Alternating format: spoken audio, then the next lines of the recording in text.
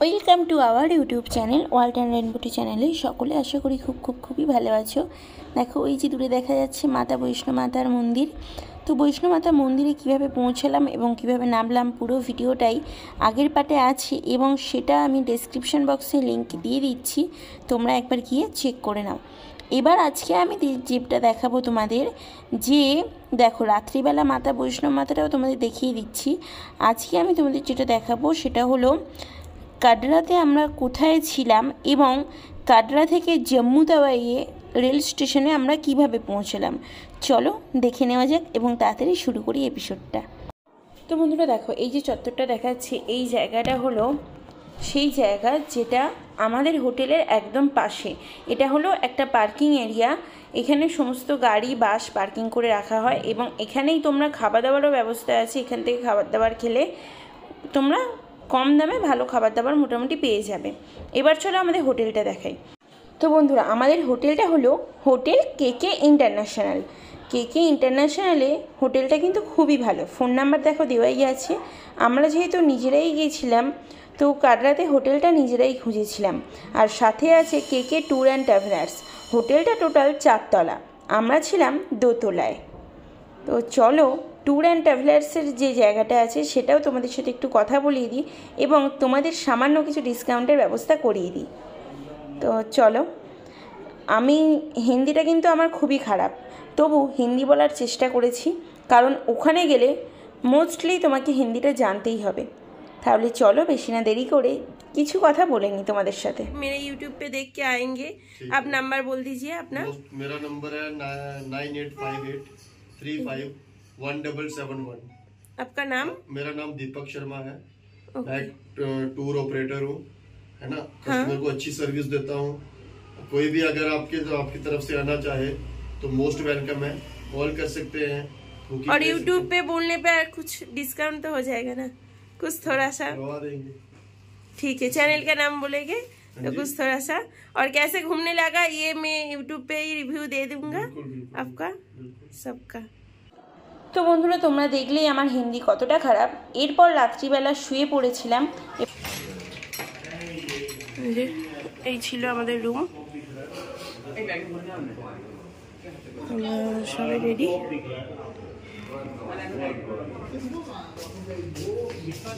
टाटा भैया किधर है? ठीक है।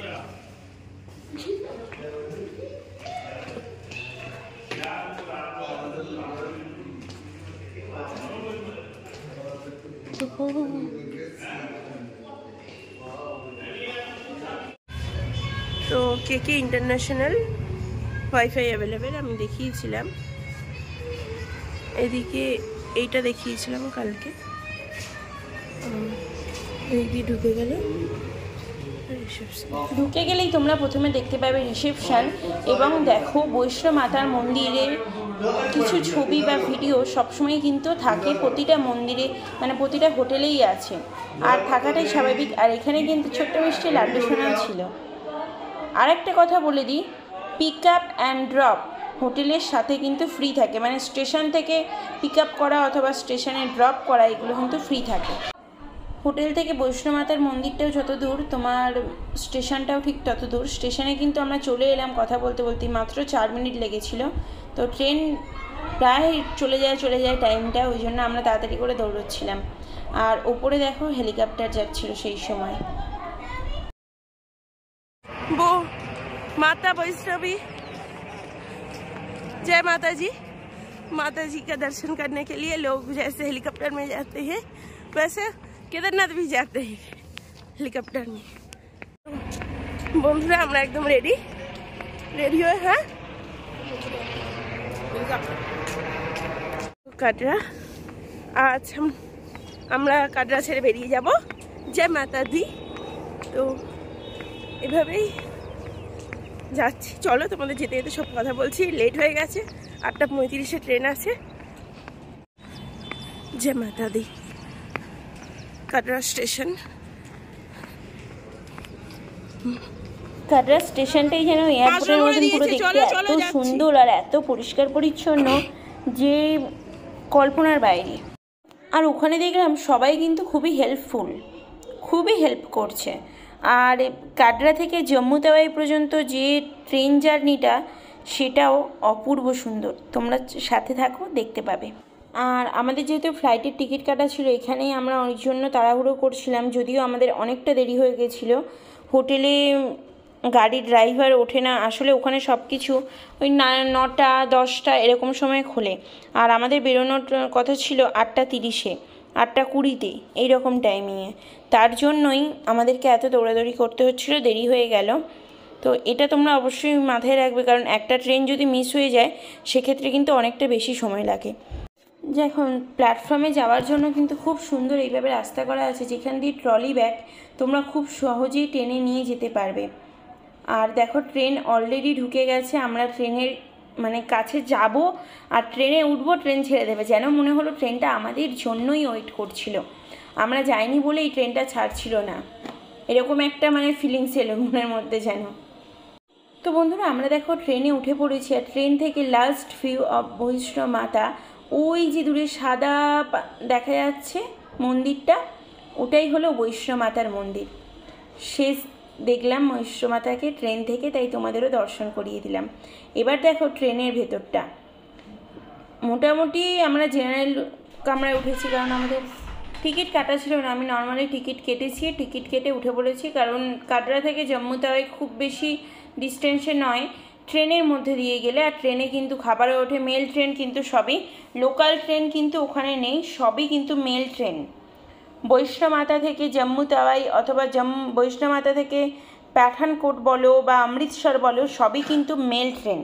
আর ট্রেনের মধ্যে সবাই সবার মতন সিট ধরেই থাকে। তোমরা যদি মনে করো যে অনেকটা জার্নি করবে, সেক্ষেত্রে কিন্তু অবশ্যই তোমরা টিকিট বুক করে নেবে, আগের দিনও বুক করতে পারো, মোটামুটি ফাঁকাই থাকে সিজন অফ সিজন অনুযায়ী অবশ্যই। আর ট্রেনের ভেতরটা তোমরা দেখলে, আর এই যে ট্রেন জার্নিটা এতটা ভালো এতটা সুন্দর যে সেটা কল্পনারও বাইরে। কেন আমি বলছি, কারণ একটুখানি যাবার পরে, একটুখানি মানে কি 5-10 মিনিট যাওয়ার পরেই তোমরা দেখবে ট্রেনটা একটার পর একটা পাহাড়ের মধ্যে দিয়ে মানে গুহার মধ্যে দিয়ে যাচ্ছে। দেখো বলতে বলতেই কিন্তু পাহাড়ের ভেতর ঢুকে পড়েছে, পাহাড়ের নিচ দিয়ে ট্রেনগুলো যায়, আর সেই সময় দেখতে এতটাই ভালো লাগে যে কি বলবো। ঠিক এই রকমই আমার আরেকটা এক্সপিরিয়েন্স আছে মুম্বাইতে গিয়ে। মুম্বাইতেই কিন্তু ট্রেনগুলো, মুম্বাই থেকে তোমরা যখন গোয়া যাওয়ার দিকে যে ট্রেনগুলো ধরো, সেখানে কিন্তু ট্রেনগুলো এরকম সেম গুহার ভেতর দিয়ে যায়, মানে পাহাড়ের নিচ দিয়ে যায়। ঠিক এখানে কিন্তু মানে মুম্বাইয়ের তুলনায় এখানে অনেকটা বেশি, এখানে পাহাড়ের পরিমাণও বেশি, এবং পাহাড়ের নিচ দিয়ে মানে ট্রেন 1 সেকেন্ড বেরোচ্ছে কি বেরোচ্ছে না, আবার পাহাড়ের নিচে ঢুকে যাচ্ছে, 1 সেকেন্ড বেরোচ্ছে কি বেরোচ্ছে না, আবার পাহাড়ের নিচে ঢুকে যাচ্ছে। বিষয়টা ঠিক এই রকম। আমি যার জন্যই ভিডিওটা তোমাদের সাথে শেয়ার করতে চাই, আর শেয়ার করলামও। আমি চেষ্টা করব যে সপ্তাহে একটি করে অন্তত ট্যুর আপডেটসের দিতে, কিভাবে কি তোমরা ঘুরবে সেটাও কিন্তু আমি বলে দেবো। এখন আপাতত একটা করে এপিসোড আসছে, আর সব এপিসোডের শেষে তোমাদের জানিয়ে দেবো তোমরা কাটরা আর শ্রীনগর মানে কাশ্মীর, অল কাশ্মীর তোমরা কিভাবে কম খরচে ঘুরতে পারো, সবটাই আমি বলে দেবো। আমি বরফের সময়ও তোমাদের দেখাবো, এবং যখন বরফ নেই নর্মাল সিজন তখনও আমি তোমাদের দেখাবো। দুটো সময়ই আমি যাব শুধুমাত্র তোমাদের জন্য। তোমরা কিন্তু পাশে থেকো, আর ভালো লাগলে আমার ভিডিও সাবস্ক্রাইব করে বেল আইকনটা ক্লিক করে দিয়ে বন্ধু হয়ে পাশে থেকো। এখানে আমি জানলার ধারে একটি সিট নিয়েছিলাম, যিনি বসেছিলেন উনি একটু ওয়াশরুম গিয়েছিলেন, যার জন্য পেয়েছিলাম সিটটা। আমি দেখো তোমাদেরকে পুরোটা দেখানোর চেষ্টা করছি, ট্রেন কিভাবে গুহার মধ্যে দিয়ে প্রবেশ করছে। দেখো শুধু সেই সিনটা, মানে আমি তোমাদের কিন্তু দুটো ভিউই, ডবল ভিউই দেখানোর চেষ্টা করছি। একদিকে দেখতে পাচ্ছ আমি আছি, এবং পেছনের যে দৃশ্যটা সেটা আছে, দুটো ভিউই আমি তোমাদের দেখানোর চেষ্টা করছি। জানি না কতটা কি দেখাতে পাচ্ছি, সামান্য ফোনে আমি রেকর্ডিং করি, আর সামান্য ফোনের মাধ্যমেই তোমাদেরকে সুন্দর সুন্দর ভিউ তুলে দেওয়ার চেষ্টা করি, যাতে তোমরা এই দৃশ্যগুলো দেখতে পাও। এবং এখানে এই সিচুয়েশনে তোমাদের আমি আরেকটা কথা বলতে চাই, দেখো আবারও কিন্তু বলতে বলতে গুহার মধ্যে ঢুকে গেল, আর গুহাগুলো কিন্তু বেশ অনেকটা করেই পাহাড়ের নিচ দিয়ে যাচ্ছে। আর এগুলো তো সবসময় চোখে যতটা সুন্দর দেখা যায়, ক্যামেরাতে অতটা সুন্দরভাবে তুলে ধরা যায় না কখনোই। ঠিক একই রকমভাবে তোমরা যখন শ্রীনগর থেকে জম্মু তাওয়াই আসবে, এরকম কিন্তু গুহার ভেতর দিয়ে মানে ট্যানেলের ভেতর দিয়ে আসতে হবে। আর একটি টানেল পড়বে প্রায় 40 থেকে 45 মিনিট লেগে যাবে সেই টানেলটা অতিক্রম করতে। আর এই যে মানে একটা ফিলিংস আর এই যে দৃশ্যগুলো, সেগুলো একমাত্র তোমরা দেখেই বুঝতে পারবে, না দেখলে কিন্তু বুঝতে পারবে না। যদিও সুখবর আছে, বেশ কিছু দিনের বা কিছু মাসের মধ্যেই কিন্তু চালু হয়ে যাচ্ছে জম্মু তাওয়াই টু কাটরা, কাটরা টু জম্মু তাওয়াই, অথবা বলতে পারো জম্মু তাওয়াই টু শ্রীনগর বা কাটরা টু শ্রীনগর ট্রেন চালু হয়ে যাচ্ছে। যে ট্রেনটা চালু হয়ে গেলে শ্রীনগর যাতায়াতের জন্য আরও অনেক বেশি সুবিধা হবে আমাদের মতন সাধারণ মানুষদের জন্য। তো দেখো বলতে বলতে জম্মু তাওয়াই স্টেশনে চলে এসেছি। দেখো আগের দিন যেহেতু হেঁটেছিলাম, মা বাপি আমার তিনজনেরই কিন্তু পায়ে প্রচণ্ড ব্যথা ছিল। জম্মু তাওয়াই স্টেশনে এসেই আমরা আগে বাইরে বেরিয়ে যাচ্ছিলাম, বাইরে বেরোনোর পথটাও এটা, এবং পরের দিন আমি দেখাবো ফ্লাইটের মাধ্যমে কিভাবে আমি পৌঁছালাম শ্রীনগরে, সেটা দেখাবো। আর কতক্ষণই বা সময় লাগলো, আর সেই সুন্দর ভিউটাও দেখাবো তোমাদেরকে। আর আজকে আমি দেখাচ্ছি এয়ারপোর্ট পর্যন্ত কিভাবে পৌঁছালাম সেই সুন্দর দৃশ্যটা। তাহলে চলো কিভাবে কি হচ্ছে পুরো ব্যাপারটা তোমাদের সাথে শেয়ার করে নিই। তো জম্মু তাওয়াই স্টেশনে এসে তোমরা আগে বাইরের দিকে বেরিয়ে যাবে। আর অবশ্যই বলে দিই, সিম কার্ড যদি না থাকে সিম কার্ড কিন্তু কিনে নেবে, এয়ারটেল সিমটা কিনলেই বেশি বেটার হবে। তো দেখো আমরা চলে এসেছি, আগের ভিডিওতেও দেখেছো এখানে আমরা চলে এসেছিলাম। জম্মু তাওয়াই স্টেশন থেকে বেরোনোর পরে টোটো বলো, ট্যাক্সি ড্রাইভাররা বলো, তোমাকে একদম ছেঁকে ধরবে, মানে কোনো দিকে কোনোভাবে যেতে দেবে না, কিন্তু তুমি তোমার লক্ষ্য স্থির রেখে এগিয়ে যাবে। ওরা কিন্তু রেট বলবে অনেক বেশি, ওরা যা রেট বলবে তার রেটের হাফ অথবা হাফেরও কিছুটা কম করে তোমরা রেট বলবে। তারপর দেখবে হাফ রেটে রাজি হয়ে যাচ্ছে, মানে ধরো 300 টাকা বলছি এয়ারপোর্ট যাওয়ার জন্য, তোমাদের বলতে হবে 150 টাকা, ওরা কিন্তু রাজি হয়ে যাবে। তো এই রকম একটা সিকোয়েন্সে তোমরা বিষয়টা ক্রিয়েট করবে এবং তারপর যাবে। আর এখানে রাস্তাঘাটও কিন্তু দেখলাম খুবই উন্নত মানের রাস্তাঘাট, তোমরা সেটা আশা করি দেখে বুঝতেই পারছো। কোনোভাবে ক্যামেরাটা এখানে ঘুরে গেছিলো, বুঝতে পারছি না কেন। তো দেখো এখানে কিন্তু রাস্তাঘাট দেখলাম খুবই সুন্দর, আর ঠান্ডা লাগছিল সেই সময় ওই টোটোতে বসে। বলতে বলতে দেখো এয়ারপোর্ট পৌঁছে গেলাম। এবার বাকিটা নেক্সট ভিডিওতে আসবে, চলো।